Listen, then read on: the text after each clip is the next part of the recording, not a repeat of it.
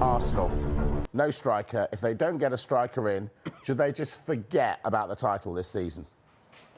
I wouldn't say forget, but you don't want it to come back and bite you. I think Liverpool will still have a blip. I mean, I can't see them going the whole season like they are now at the moment. But you don't want to panic. I think Ollie Watkins fits the bill. I think that's a great signing. I think if they'd have got him or Isaac, I think they tick the box.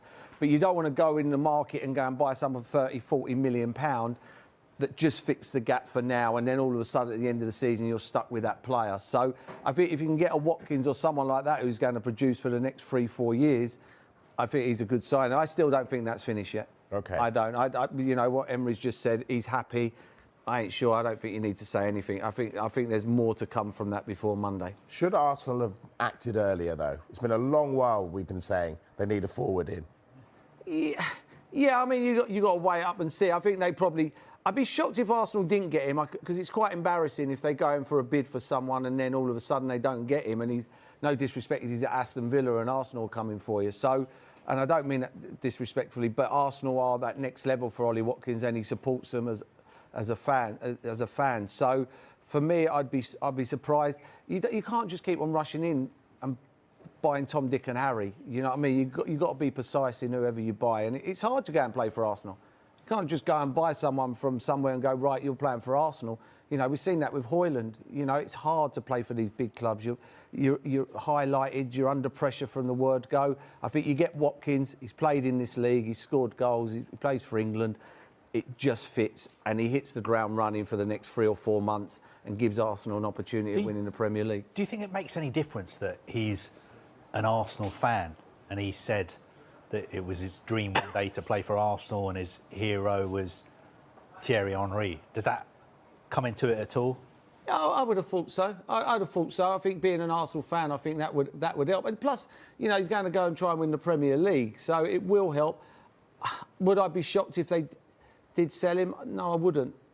I think if money talks, I think Arsenal tried to catch Villa cold and think, right, we'll go in and offer 60 million. They would have had a whisper that Duran was being offered 60 or 65 million from Saudi Arabia, and then they throw that on the table, and then Aston Villa go, right, do we sell a 28-year-old for 60 million and keep the 21-year-old for 60 million? And they didn't. They sold the 21-year-old for 60 million. So it tells you something about the 21-year-old, in my opinion. Which players have signed for Palace because their hero was Clinton Morrison? Everyone. Teta. At least they went to Bayern Munich on the back of me. I said it. I done the deal, but that's for another show. You told me you're Birmingham. Arsenal. Yeah, I'm a Birmingham legend, Palace legend. Every club I've been in, Sky Sports legend. You do the rest. It's all got some really. Let's bring the audience back in. We got an Arsenal fan. Andreas, is it? Kesh. Where you go, Kesh? What you got? Good evening. Why is Arsenal not signing a striker? And if they need the money, I'm sure Paul Mercy will be happy to help. Oh, if what? They need the money, you'll be happy to help. Why? Oh, yeah. No, as I say, you can't just rush and buy any centre forward. It's a big club, Arsenal. You know, when you're playing at the next level, you can't just go out and buy players willy-nilly. You've got to pick the right player. That takes time. And I don't think they'll rush. I think sometimes you can go out now and pay 70, 80 million and not win the league and then stuck with that player that then, like a Watkins or Isaac or someone else comes along and you think, I'm stuck with this person now. And with the fair play rule, it's difficult. It's hard now. It's, you know, before you could go, I will buy him for 50, 60 million. And if it doesn't work, we'll go and buy someone else. People are looking at these transfers now, you know, like the Anthony one, the Højlund one. And I'm just picking on Man United. But these big signings now, before 4 or 5 years ago, like when I played, if you bought someone for 5, 6, 7 million and they didn't perform, the manager was gone. You were out because you put your eggs in that basket. Now players, 82 million. Anthony, he's on loan now. I mean, and nothing said about it. It's just like people throwing money away left, right and centre. And I think now it's tightened up. And I think they've got to be patient. They've got to be patient. I think you stay patient with Arteta. And Arsenal are there and thereabouts. They won't be far off. Yeah, but if you want to win the league, you need to get. I get Watkins, and people go, oh, you know, I heard Arsenal fans go to me, but he's 28. Who cares? You know, it's for now, next year, and the year after. After that, it doesn't matter. You know, if they don't buy him, they're not going to turn around to all the Arsenal season ticket holders and go, we didn't get Ollie Watkins, so we're going to knock everybody's season ticket down by £100. They're not. So let them spend the money. It doesn't matter. Spend the money. Put in £100 million, and I'd be shocked if Villa didn't let him go for 100 million. I love this guy. Andreas is next. Just a question for Paul Merson. Just wanted to know whether Arsenal are going to buy anyone before Monday's transfer deadline. Yeah, I think they will. I think they will buy someone. I think they will. But it won't, it'll be done properly. It won't be a panic buy. I don't think there's no need to panic. If they don't do it again this season, they'll be there again next season. It's been second the last 2 years. They're second again. The consistency's there. They've just got to try and get over the line. But, I think it's got to be someone who's going to come in and hit the ground running. You can't afford to keep on giving players 200 grand a week and sitting on the bench. Who must though? That's why I say Ollie Watkins. That's why I say go now, put £100 million down, and there's your 100 million, and just see what Villa say. They won't need to spend 100 million on Watkins, but the Watkins one is really, really interesting because if they've engaged in talks, and Paul mentioned it before, the way transfers work now, you don't just go out and to a club and say, let's negotiate a deal, and then a minute later the player doesn't want to go. There has to be some encouragement from somewhere that tells Arsenal there is a deal to be done for Ollie Watkins. Now, Unai Emery's saying all the right things. He doesn't want to sell him, he said the other day. Today he was a little bit stronger. He said there are some players who want to stay on the project and some players who don't. He was effectively talking about Duran and Watkins, and he says Watkins is one that wants to stay. So he wants to stay according to Unai Emery, but with, 3 days to go, if Arsenal go back in with an improved offer for someone who's 29 years old, he's actually aged a year since you said he was 28. Have we been on that long? Yeah. Feels like this. Feels hot. Who's to say Aston Villa might think, do you know what? His age and that money, we probably won't. Yeah, but I just Villa fans will never have that. They can't do that. You can't do that. I agree with you. And you've got 3 days to go. I can't do that. You can't do that.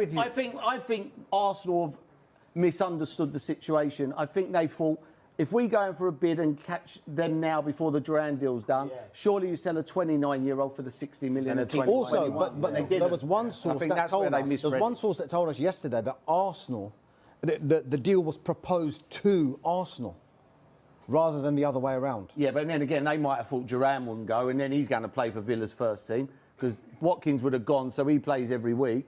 And he's gone. How much was the Arsenal bid? How much was the bid? Was it 60 million? It's that whole, when is a bid a bid? And how much was it? Yeah, how much was it? When they were talking, Arsenal's valuation was around £40 million. 40 million? Was my understanding. Was my understanding. Bought him for that. And Villa's valuation was 60 million. That's what I was hearing, what the big difference in the valuation was. Arsenal got... I think it's important Arsenal get this over the line now. Because, many years ago when they're going like so-and-so and a pound and missing out on transfers. Suarez. Yeah, this is Arsenal now. Yeah. They've got to make a statement. They've got to go bang. We're chasing someone. For them to get turned down wouldn't be a good look for Arsenal. But listen, Arsenal can get him. They're still not catching Liverpool. You're saying Villa are not going to do it. Really? Villa are not going to do it. What if they get Watkins? I told you that on last Saturday. They can go and sign 3 players, Arsenal. And you said Haaland, Isak and Mbappe. And you still won't catch Liverpool because Liverpool are far ahead of everyone. You're saying Villa are not going to do Ollie Watkins in this transfer I don't think they'll do it. But losing Durant, you've also been saying the number of players that they're interested in. They're all forwards, right? So it's one to replace not Marcus Rashford, one to replace John Duran, but there's talk of Villa being interested in Marcus Rashford now. There's talk of João Felix, Asensio.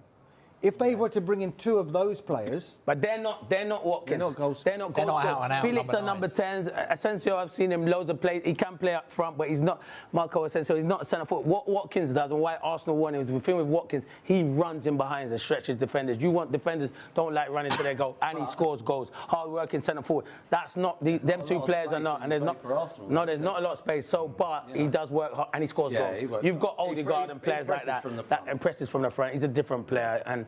Yeah, if they do get him, what a deal that is. But they must, as you said, they must have had an inkling. They just wouldn't put that bid in just to get embarrassed and get turned down. And I'm just winding up the Arsenal fans. I can see you looking at me. There's one big guy there with big muscles. Unless we spin it again and it was a token gesture, so Arsenal then can go, we are trying. Tried. We tried, but we didn't get. Could be. So cynical you are. Oh, I'm just thinking out the box. Another striker not linked with Arsenal. What's going on with Arsenal's striker situation? Here's Mikel Arteta. We are trying everything that we can, but I don't want to give any reassurance or not. I don't know. It doesn't depend only on us, so our intention is clear, but the possibilities are affected by three parties. Right, it is time to get the audience involved. Are you Jordan? Yeah, Jordan. Jordan? Yeah. We can see who you support, so give us your question. Is 29-year-old Ollie Watkins a good deal for Arsenal? 60 million for a 29-year-old? Who wants it? Well, it's not 60 million. Yeah. Look, this is really interesting because even though Unai Emery is saying all the right things, don't want to sell, and it appears that they're not going to allow Ollie Watkins to leave in the same transfer window as John Duran. There was one source that keeps nagging at me that I mentioned yesterday, that it was actually the deal was proposed to Arsenal, and it was the valuation that they were given was £60 million, whereas Arsenal value Ollie Watkins more at £40 million. And if you think about what's happened with Arsenal in this transfer window, it seems to be in two parts, if you like. Up until Gabriel Jesus got injured, they were still looking for a striker. They were still looking for a forward. They knew they were a little bit short there. And they were looking at certain players, maybe a short-term deal from abroad, because they can't do a domestic loan because they've already filled those two spots, Neto and Raheem Sterling. Now, when news emerged that Gabriel Jesus had injured his anti-cruciate ligament, which is a minimum of 9 months out before you start playing again, that was in the middle of January. So I think Arsenal then had to change tack a little bit. And what they had to do then was change the focus of their target. So maybe it's not just a short-term deal they're looking at, but a longer-term one as well. Hence why maybe the Watkins potential deal has come up. And maybe if we'd known that Gabriel Jesus was injured, say 2 weeks before, could that have been approached and eliminated earlier? It's just that it happened in the middle of the transfer window, and then Arsenal kind of had to change the way that they were approaching this window. Jordan, you're an Arsenal fan. Yeah. Do you desperately want a striker in the door? We definitely need a striker, man. I really want Isaac, but... Good luck with that. We're not going to spend the money. I think they valued him at 150 million or something like that. I can't see us spending that money. But, yeah. But you need someone. Definitely need a striker, man. We're crying. Yeah. Can they pull anyone out of the hat, Carvey? I mean, I think Ollie Watkins would have been a fantastic signing for Arsenal. He's a brilliant striker. I think only Haaland has scored more non-penalty goals than him recently. But the issue I've got with their move for Watkins is, if Darmish is right, and I'm sure he is, and their bid was £40 million, Matt Law of the Daily Telegraph today has pointed out that Arsenal sold Eddie Nketiah to Crystal Palace for £30 million. £30 million. So if Eddie Nketiah is worth 30 million, you telling me England striker, understudy to Harry Kane, Ollie Watkins, only Erling Haaland scored more goals than him, he's only worth 10 million more than Eddie Nketiah. Good point. I think if Arsenal were really, really serious about getting Ollie Watkins, they should have made their move earlier. But of course, as Darmesh mentions, they didn't know that Gabriel Jesus was going to pick up this as we've said, serious injury. They should have been getting a striker. Help me out here, Jordan. They should have got a striker before, shouldn't they? Yeah, definitely. We've needed a striker from last season. Havertz is not really a number 9 as such. And, he's a midfielder, really, isn't he? We don't know where he plays. He plays a bit everywhere, but... Two things I'd say. Arsenal scored 91 goals last season with Kai Havertz in the team. Only Manchester City scored more goals than them. 91 goals, yeah? I don't think many people were saying then, oh, my goodness.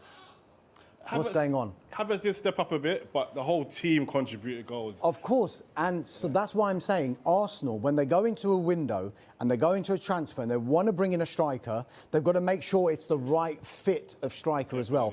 It's not just, I know we had a bit of an argument about this a couple of weeks ago. He was just saying, John Duran, just get him in. They could, but is he going to fit into how Mikel Arteta wants to play? Not necessarily. So they've got to make sure not only it's the right deal, but it's the right player and the right character for that squad. True. Yesterday, or others made them for them. John Duran on his way out. What does that mean for Ollie Watkins? Here's Unai Emery. When they are some teams as well, being interested in the players, of course, is very good for the players. And some players, of course, they prefer to leave. And some players, they accept to stay here, to be here, to compete with us here, and to compete with our challenges. And one of them is Ollie Watkins. Has told you he's happy to stay at the club in this window? Yes, he's happy to stay. Right, Carver, he wants Watkins to stay. Could that change if Rashford, as you told us right at the top of the show, becomes part of the mix? I still don't see Watkins leaving Aston Villa. They're already losing John Mendes, who is active around Europe, now in Italy, and in the next days he will travel to England. And then important to say that Aston Villa also asked for conditions of the Marcus Rashford deal. Matteo Moretto today revealed this story, and we can confirm that Marcus Rashford is a target for Aston Villa. They started some contact with the camp of Marcus Rashford to understand, okay, it's a loan, how much of the salary we should pay, would the player be open to the move? So Aston Villa started asking questions about Marcus Rashford. First contacts took place. Let's see what's going to happen in the final 48 hours. But Rashford is a target for Aston Villa. And this separate story, Rashford, João Felix, Asensio, all players being considered by Aston Villa, with Unai Emery pushing for new signings. Then I wanted to clarify on two more cases, guys. One is Alejandro Garnacho. I think it's really important today to underline what the manager of Manchester United said. Ruben Amorim, with a strong position in public. You remember his words through 2-3 weeks ago, saying, yeah, it's important to mention that I want to see more from the players, the training sessions. He was out of the derby. Today, completely different attitude. Very happy with Garnacho, with his mentality. I want to keep Garnacho. I want Kobbie Mainoo in my squad. So the message from Ruben Amorim is completely different. The body language of Ruben Amorim towards Garnacho is now completely different. So now Manchester United, that's important to say in terms of information, internally confirm that Ruben Amorim, in the conversation he had with the board last weekend and this week, wanted to confirm once again that he would be open to keeping Garnacho at the club. So while he was with Napoli interest, with Chelsea trying, now there is absolutely a chance for Garnacho to stay at Manchester United. Then we will keep following the situation and see what Chelsea decide to do, because Chelsea are still looking at midfielders and still looking at offensive options for the final days of the window. Something to complete, Benjamin Sesko. The story is over for the January window, because in the summer I fully expect Sesko and Xavi Simons from Leipzig to be two of the big stories in the summer. My personal feeling is that both have very good chances to leave. Sesko will be one of the top targets for Arsenal in the summer, appreciated by Chelsea too. Many clubs interested, but Arsenal with Sesko and Isak are really interested. Arsenal tried to understand the situation for Sesko in January, but now, important to say, with few days to go, that Sesko is staying at Red Bull Leipzig, and then we will see the situation in the summer transfer window for this super talented striker. And so guys, let me know your thoughts on all these stories, from Morata to Galeno, Nico for Manchester